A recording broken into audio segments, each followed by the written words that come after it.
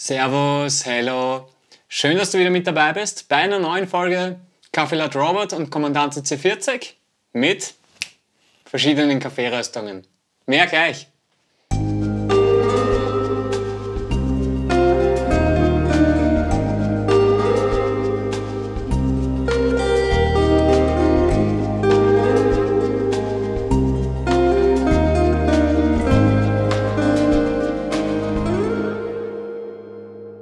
So, für alle, die neu dabei sind, am besten ihr schaut euch das erste Video an, da habt ihr eine bisschen längere Beschreibung, worum es geht. Hier einmal ganz schnell. Wir haben immer den Robot von Kaffee Latte und die Kommandante C40 und pro Folge eine andere Kaffeeröstung. Ich versuche herauszufinden, wie viele Klicks auf der Kommandante sinnvoll sind, beziehungsweise mit welchem Druck ich nachher am Robot runtergehe, um zumindest für mich das perfekte Ergebnis mit dieser Kaffeeröstung rauszubekommen. Ich sage auch immer ein bisschen was zur Rösterei dazu, beziehungsweise zum Kaffee. Stimmt das, was auf der Packung steht, mit dem überein, was ich da irgendwie rausschmecke? Ganz wichtig, ich möchte keine Bewertung abgeben, ob ein Kaffee gut oder schlecht ist. Kaffee schmeckt jedem anders. Aber ihr könnt davon ausgehen, dass wenn ein Kaffee hier vorkommt, dass er mal am Robot-Prinzip funktioniert hat. Ein Kaffee, der mit meinem Setup nicht funktioniert hat, kommt in der Serie auch einfach nicht vor. Ich würde sagen, gehen wir's an. Mein heutiger Kandidat ist die Karmeliter-Mischung von Alt-Wien Kaffee.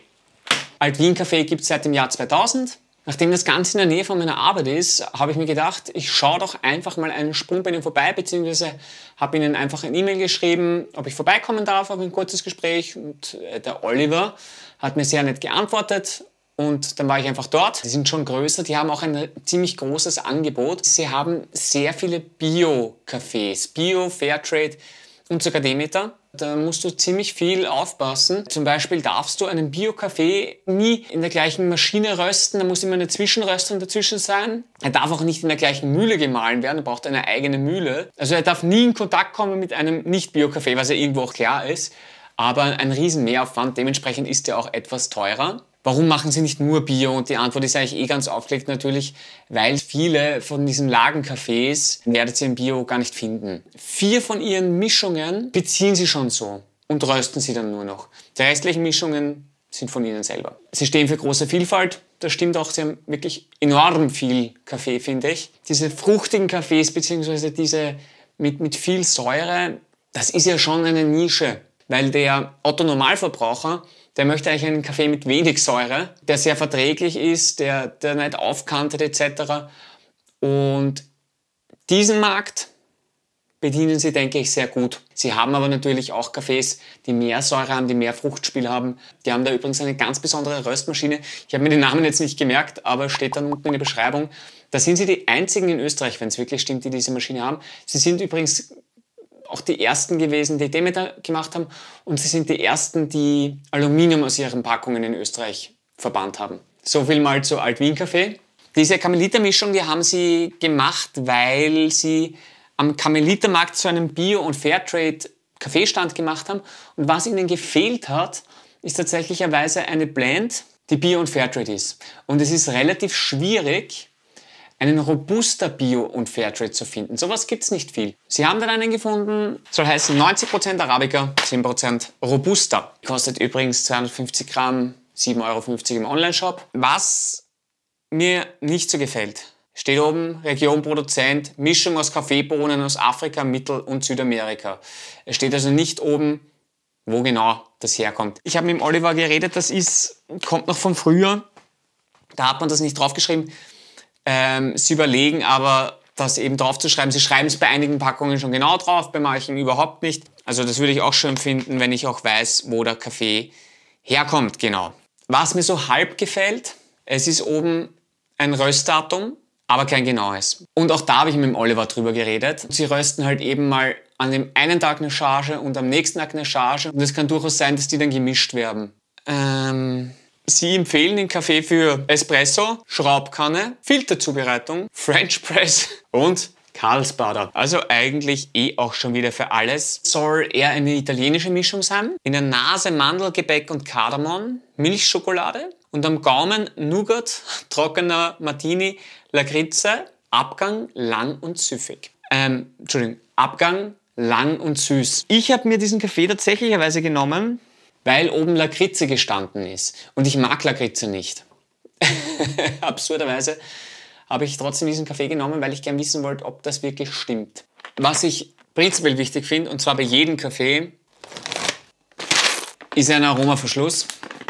Ist ein Bio- und Fairtrade-Kaffee übrigens. Fully washed. Ein bisschen dunkler geröstet und riecht dementsprechend auch. Ja, riecht nussig, mandelig. Ob diese Mischung wirklich so italienisch ist, wie oben steht. Und ob ich ihn trotz Lakritzgeschmack mag, das schauen wir uns jetzt an. Ich würde sagen, machen wir einen Kaffee.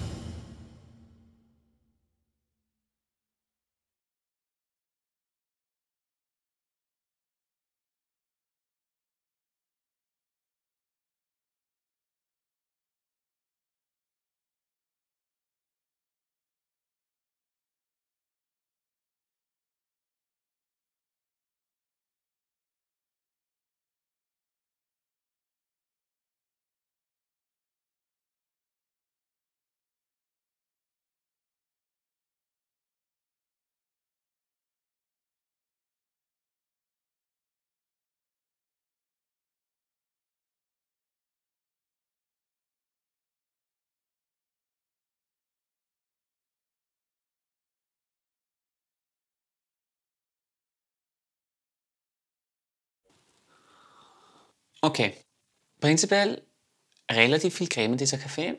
Relativ dicke Creme auch, das merkt man beim Umrühren. Ich finde, er schmeckt nicht zu stark nach einer italienischen Mischung. Ich finde vielmehr, der schmeckt nach einer Wiener Mischung. Wirklich, wirklich wenig Säure. Man merkt auch diesen, obwohl es nur 10% sind, diesen Robusta-Anteil, den schmeckt man schon raus. Ist da ein bisschen kräftiger. Ja, also Kardamom finde ich jetzt nicht so, aber was ich schon finde, ist zum Beispiel diese Milchschokolade, die finde ich auch, also Alpenmilch. Lakritze finde ich Gott sei Dank überhaupt nicht. Aber was er schon hat, er ist sehr süß und vor allem im Nachgeschmack. Ich weiß nicht, ob es unbedingt Martini ist, weil ich trinke nicht so viel Martini. Aber ich finde, er hat so einen leicht alkoholischen Geschmack. Muss man halt auch mögen. In der Nase hat er so ein bisschen Tabak. Im ersten Eindruck ist so ein bisschen ein Geschmack von Lebkuchengewürz auch drinnen. Und hinten raus ist er wirklich extrem süß.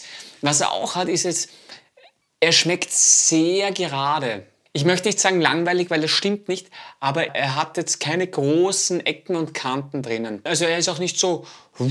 Also für mich ist es eine sehr gelungene Wiener Mischung, lustigerweise. Ich finde es nicht so italienisch, dazu ist es mir zu wenig kräftig. Muss ich sagen, eine, die mir persönlich auch sehr zusagt, weil das ist ein Kaffee, den ich sehr gut kenne in die Richtung. Ja? Ich habe da ein bisschen rumgeeiert bei dem Kaffee, und zwar nicht, weil er so schwierig zum Einstellen wäre, das nicht, weil er sich innerhalb von wirklich 3 Einstellungen, die sehr nah beieinander liegen, sehr verändert hat. Ich habe ein bisschen überlegt, ob ich euch da jetzt irgendwie 3 Einstellungen geben soll, aber ich gebe euch einfach nur die eine, die mir besonders gut geschmeckt hat. 18 Gramm Kaffee und 64 Gramm Wasser. Man kann aber durchaus, glaube ich, auch 63 Gramm Wasser nehmen. Kommt darauf an, sage ich mal, wie stark ihr dann euren Kaffee wirklich wollt. Auf der Kommandante habe ich 7 Klicks, dann mache ich 10 Sekunden Pre-Infusion am Robot und drücke dann bei ganz genau 6 Bar durch. Gegen Ende hin wird es ein bisschen schwierig, diesen Druck aufrechtzuerhalten, aber versuchst es wirklich durchzuziehen. Da kommt ein wirklich sehr schöner Wiener Kaffee raus dabei, finde ich. Der ist sehr smooth, der hat eine extrem weiche Crema, so eine leichte Tabaknote drinnen. Mini-Alkohol schon fast, dafür hätte man ein bisschen Rum oder so reingegeben. Man kann auch nochmal mit 7 Bar durchgehen, das hat mir dann einfach nicht so gut geschmeckt. Bei 7 Bar wird er zwar noch ein bisschen samtiger in der Struktur, aber wird für meinen Geschmack auch etwas bitterer. Und mit 6 Bar ist er einfach schön ausbalanciert. Und man merkt eben auch bei der Einstellung mit 6 Bar, dass der Druck einfach stimmt. Man hat das spürt man richtig, wie die Maschine mit einem mitarbeitet. Was mir aber noch besser gefällt als diese Verpackung, ist diese Verpackung, die 500 Gramm. Die ist wirklich schön in braun gehalten. Der Oliver von Altwien war so lieb und hat mir nach meinem Besuch diese 500 Gramm noch mitgegeben, damit ich meine Tests fertig machen kann mit dem Kaffee. Nochmal danke, Oliver. Den Kaffee von Altwien könnt ihr im Onlineshop bei ihnen kaufen. Verlinke ich euch unten in der Beschreibung. Genauso wie den Robot und die C40. sag's mir mal, wie schmeckt euch Alt-Wien-Kaffee so? Habt ihr den schon bei euch in der Mühle gehabt? Findet ihr auch, dass das nicht so die italienische Mischung ist, sondern eher die Wiener Mischung?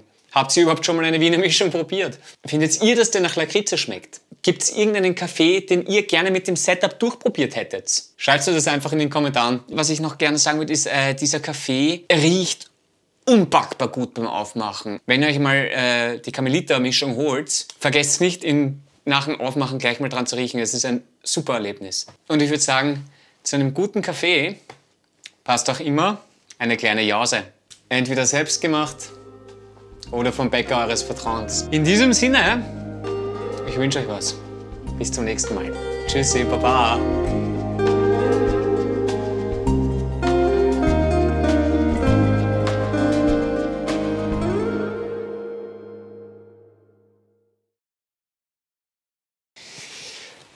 Und fast vergessen, falls euch das Ganze gefallen hat, dann lasst mir doch ein Like da, beziehungsweise irgendwo hier erscheint die Abo-Glocke.